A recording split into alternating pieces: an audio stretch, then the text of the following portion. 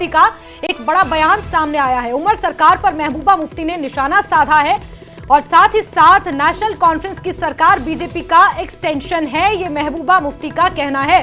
BJP की नीतियों को सही साबित करने में नेशनल कॉन्फ्रेंस जुटी हुई है, ये महबूबा मुफ्ती ने कहा है। साथ ही कहा कि मुख्यमंत्री कहते हैं कि वो केजरीवाल नहीं बनना चाहते, केजरीवाल ना बने लेकिन जरूरी मुद्दों पर अपनी बात रखें उमर अब्दुल्ला। ये पीडीपी सदर महबूबा मुफ्ती का कहना है जो उन्होंने हाल ही में प्रेस कॉन्फ्रेंस के दौरान कही। उन्होंने नेशनल कॉन्फ्रेंस पर निशाना साधा और नेशनल कॉन्फ्रेंस की पॉलिटिकल पोजीशनिंग को लेकर उन्होंने ये बड़ा बयान दिया है। महबूबा मुफ्ती का ये कहना है कि बीजेपी की नीतियों को नेशनल कॉन्फ्रेंस सही साबित करने में जुटी हुई है।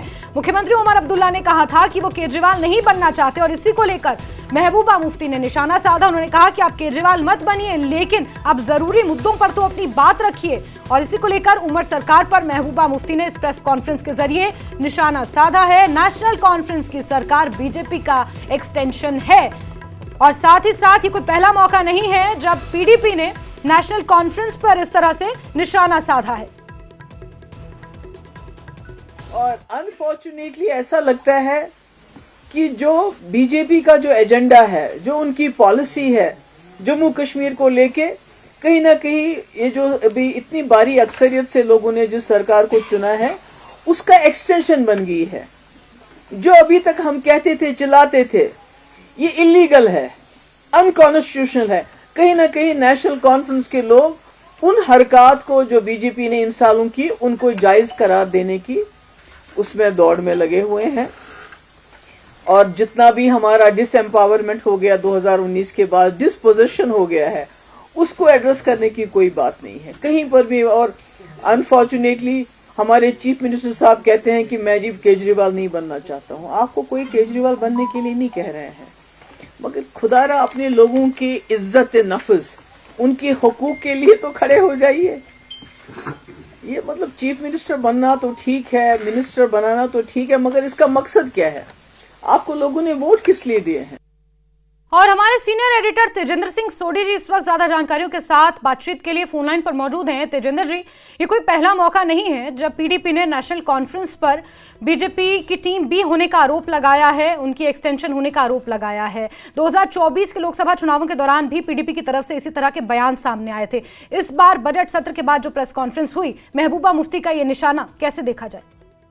देखिए जैस्मिन, इसे हमें लार्जर कॉन्टेक्स्ट में देखना पड़ेगा। महबूबा मुफ्ती की जो पीपल्स डेमोक्रेटिक पार्टी है वो उनका जो ग्राउंड वो लूज कर चुके हैं जम्मू कश्मीर में। देखिए एक टाइम पे जो पार्टी सरकार का हिस्सा थी, जिसने सरकार बनाई थी, महबूबा मुफ्ती चीफ मिनिस्टर थे और आज उनके सिर्फ 3 इलेक्टेड एमएलए हैं। वजह ये हुई थी क्योंकि महबूबा मुफ्ती ये चीज जानती हैं कि कश्मीर में उन्हें इसलिए रिजेक्ट किया गया क्योंकि उन्होंने बीजेपी के साथ उनके जो पहले मरहूम फादर थे मुफ्ती मोहम्मद सईद, उन्होंने सरकार बनाई। उनकी डेथ के बाद फिर महबूबा मुफ्ती चीफ मिनिस्टर बनी और फिर फाइनली बीजेपी ने सपोर्ट छीन लिया, जिससे असेंबली डिसॉल्व हो गई, गवर्नर रूल लग गया और फाइनली जो चेन ऑफ इवेंट हुआ जिसकी वजह से धारा 370 को 5 अगस्त 2019 को हटाया गया। तो कश्मीर में कहीं ना कहीं रिजेंटमेंट है महबूबा मुफ्ती पे और नेशनल कॉन्फ्रेंस हमेशा से इल्जाम लगाती थी कि पीडीपी जो है वो बीजेपी को सरकार में लाने के लिए वो जिम्मेदार है। लेकिन अब बीजेपी जो पीडीपी है वो ये बात समझ चुकी है कि किसी न किसी तरीके नेशनल कॉन्फ्रेंस पे इस तरह के इल्जाम लगा के जो है कहीं ना कहीं वो अपना जो ग्राउंड है, जो उनका ग्राउंड छिन चुका है कश्मीर घाटी में, उसको रिटेन करने की कोशिश कर रहे हैं। लेकिन देखिए अभी जो सिचुएशन है, उमर अब्दुल्ला भी एक बड़ी डिफिकल्ट सिचुएशन में है क्योंकि वो चीफ मिनिस्टर तो हैं, एक इलेक्टेड चीफ मिनिस्टर हैं यूनियन टेरिटरी के, बट कई ऐसे फैसले हैं जो उनके हाथ में नहीं है, वो नहीं ले सकते। देखिए 370 अब क्योंकि सुप्रीम कोर्ट ने भी इसे जायज ठहराया है कि 370 को जिस तरह से रिवोक किया गया वो बिल्कुल सही था, तो सुप्रीम कोर्ट ने भी अब वो वहां से भी उनको ये जो जम्मू कश्मीर की पार्टी थी जो सुप्रीम कोर्ट में थी वहां से भी रिजेक्शन हाथ लगी। बिल्कुल बात रही स्टेटहुड की। जी बिल्कुल बिल्कुल तेजेंद्र सर, क्योंकि उमर अब्दुल्ला ने भी इसी चीज को लेकर कुछ कहा है, उनका भी बयान सामने आया है गठबंधन पर जब निशाना साधा गया कि क्या आप बीजेपी की अलाइन टीम है, बीजेपी की टीम बी है, जब इस तरह का सवाल किया गया उमर अब्दुल्ला से, उन्होंने क्या कुछ कहा वो दर्शकों को सुना देते हैं सर, उसके बाद मैं आपसे सवाल लूंगी।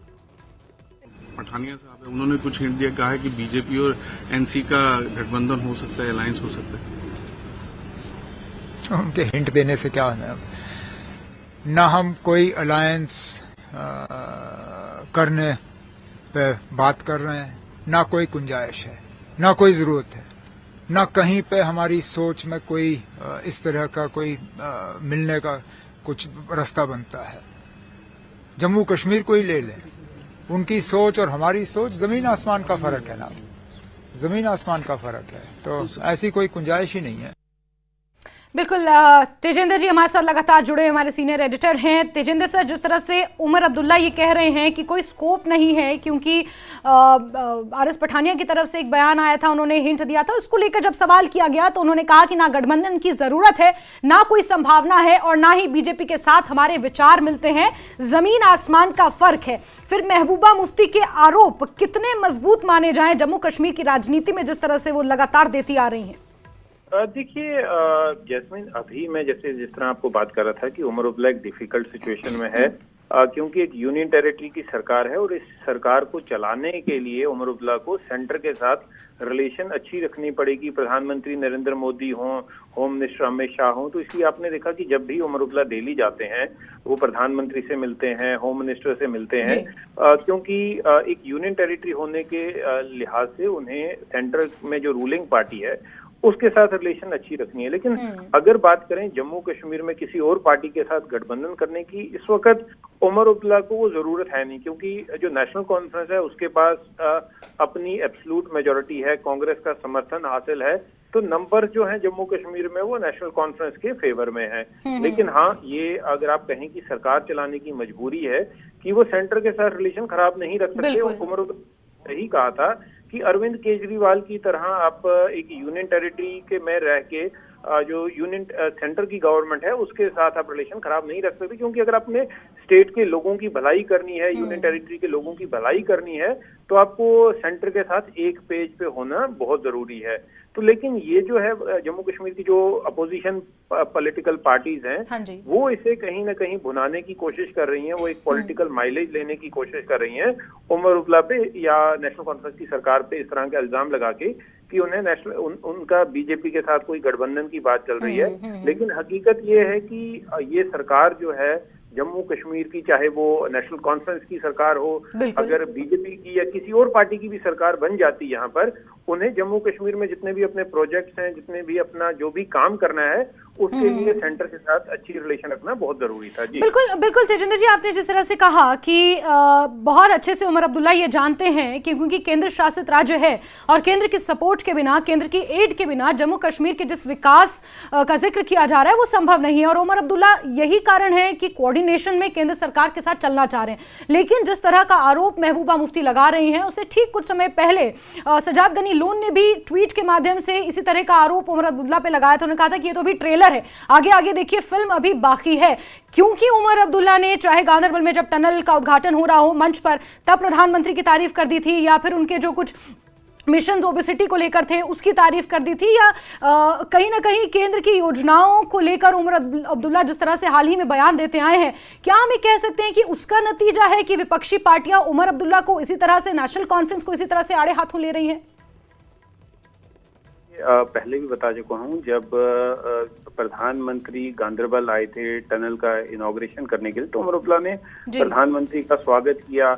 तब उमर अब्दुल्ला पे ये एलिगेशन लगे कि आपने 370 की बात नहीं की, आपने स्टेटहुड की बात नहीं की मंच पे, और आपने प्रधानमंत्री का स्वागत किया। देखिए, तब प्रधानमंत्री नरेंद्र मोदी जो हैं वो देश के प्रधानमंत्री के तौर पे अपने देश के एक इलाके में आए थे जहां पर उन्होंने कुछ प्रोजेक्ट की इनॉग्रेशन करनी थी। वो एक गेस्ट थे और जो जम्मू कश्मीर के चीफ मिनिस्टर थे या एलजी थे वो वहां पर होस्ट थे। तो जब आपके घर पे कोई गेस्ट आता है तो आप अपने गिले शिकवे लेकर उनके सामने नहीं खड़े हो जाते, तो तब आप उनका स्वागत करते हैं, उनकी आवभगत करते हैं। तो उमर अब्दुल्ला ने एक परफेक्ट एग्जाम्पल दी थी एक स्टेट्समैन होने की, एक मैच्योर पॉलिटिशियन होने की, जिसकी वजह से जो अपोजिशन पार्टीज हैं उन्होंने उन पे हमला किया।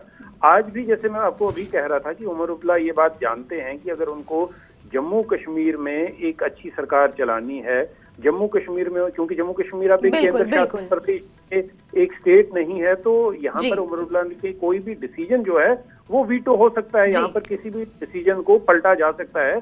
तो उन्हें सेंटर के साथ अच्छी रिलेशन जी। रखना उनकी मजबूरी ही नहीं, उनकी जरूरत भी है। बिल्कुल बिल्कुल तेजिंदर जी, बहुत बहुत शुक्रिया हमारे साथ बातचीत करने के लिए और जुड़ने के लिए। तो एक बार फिर से पीडीपी की तरफ से नेशनल कॉन्फ्रेंस की जो ये पॉलिटिकल पोजीशनिंग को लेकर बयान सामने आए हैं, कहीं ना कहीं राजनीतिक गलियारों में इसको लेकर हलचल है, लेकिन ओमर अब्दुल्ला ने ये स्पष्ट किया है कि ना गठबंधन की जरूरत है, ना कोई संभावना।